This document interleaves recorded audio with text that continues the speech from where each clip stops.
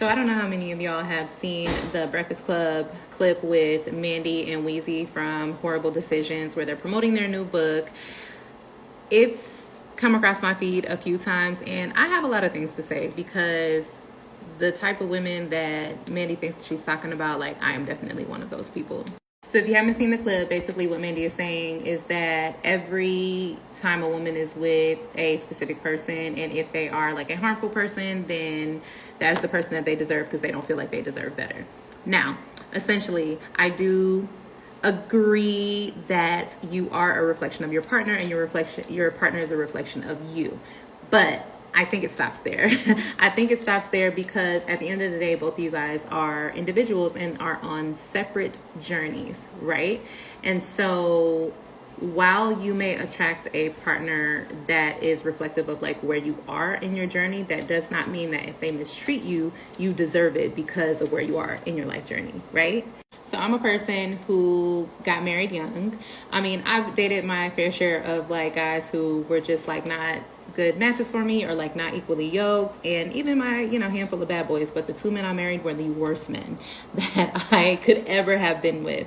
But also they came to me in periods of time in my life where like if you've heard of Maslow's hierarchy of needs, my needs were on the lower level of being met in both of those periods of time. And I think that both of those men were able to see that, and they were able to infiltrate and take advantage of the situation, which further beget the mistreatment that they gave to me. My first husband definitely presented as a good guy, but also I was looking for some kind of outlet. My dad was locked up. My mom was working her ass off to provide for the family. Our family dynamics were really weird. My mom and I's relationship was really weird. So he was able to really like look, and listen to the things that I was saying because I was like 15 or 16 when we first met. And he was able to shapeshift into the person that he figured I needed at the time. All of that was a ruse. All of that was fucking fake. Like, I would soon find out that I would lose everything that I had going for me by dealing with this person, including almost losing my life. Now, was there something that I deserved simply because I was a young girl who didn't feel grounded or close to her family or connected to her community? And so someone took advantage of that and mistreated me because of where I was in my life? Like, I don't think that that's something that I deserved. Like, that's crazy to say. And I think that her using that word, Mandy using that word in her clip is super harmful.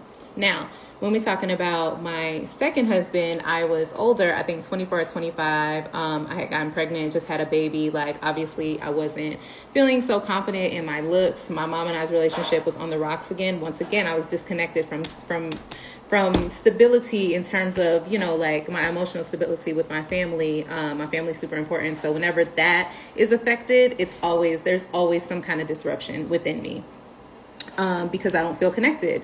So he was also a person who looked at the situation and took advantage of where he could like infiltrate and present to be this person. Now, my second husband played the long game because he pretended longer because his whole goal was to see if he could end up having access to my family wealth, which once he found that out, that was not going to be a thing that happened, like things started to crack.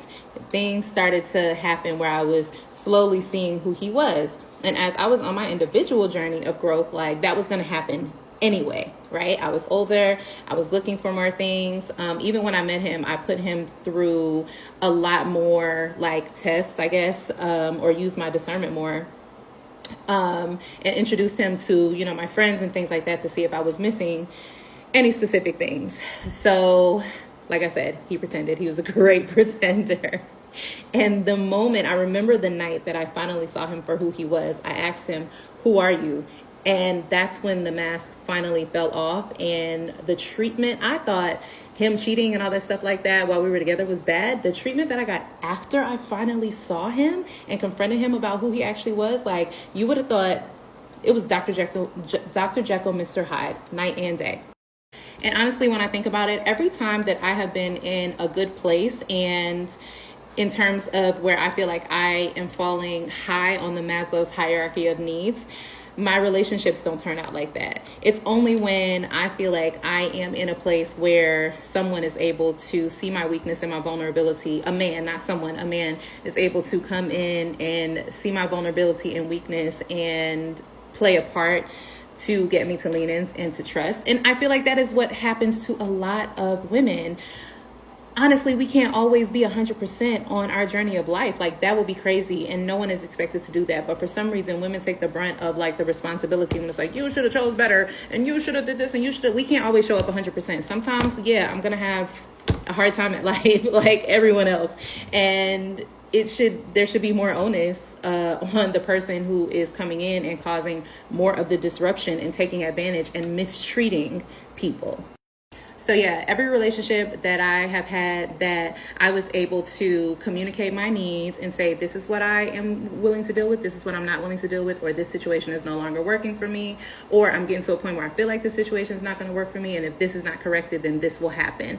All of those times in my life where I was able to really show up like that in my relationships were because I was grounded. I had my basic needs met. I was in a better place in my life, and so I was able to use stronger discernment and not like allow, I wasn't vulnerable or weak in those times. And I feel like with Mandy saying the things that she said in the clip, a lot of the nuance and the information and background on these real experiences from real women like me were just discounted and discredited, and everything was just grouped into one.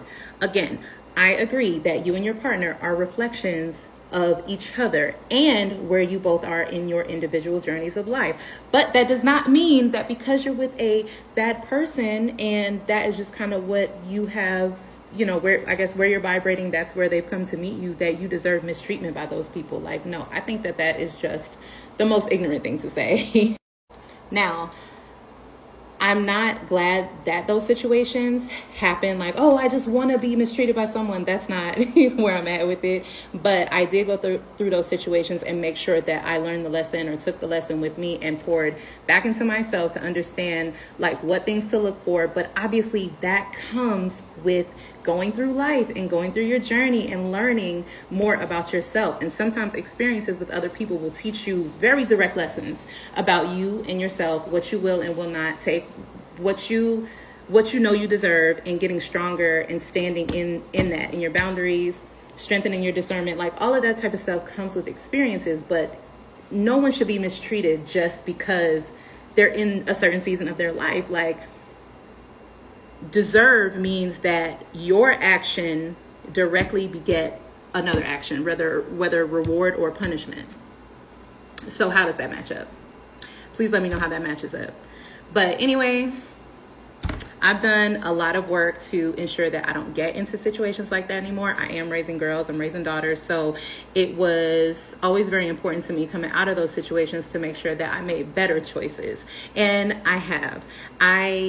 Even in the situation that I'm in right now, I'm always checking in with myself and making sure that the way that I'm showing up is in direct reflection with where I said that my boundaries are, what I said I will and will not deal with. And so what also helps me is my connection to my family, my connection to my community, my security in my job, like my security in any other connections and support that's around me. All of that type of stuff is important, and it does help you make healthier, choices. When you are disconnected from things like that, I think that you do attract really low life, low level, low vibrational, for lack of a better word, demons like Diddy and the like. So this is probably the longest TikTok video that I have ever straight recorded, but I just had to say something because my experience is real. The experience of other women is real. And these are things that happen, and all we can do is try our best to make better decisions moving forward. But make sure you hold them accountable for the mistreatment and the way that they show up in people's lives and just cause dysfunction and havoc and chaos. Like, they just can't get off scot-free, and the women have to be responsible for deserving that type of treatment. Like, get out of here.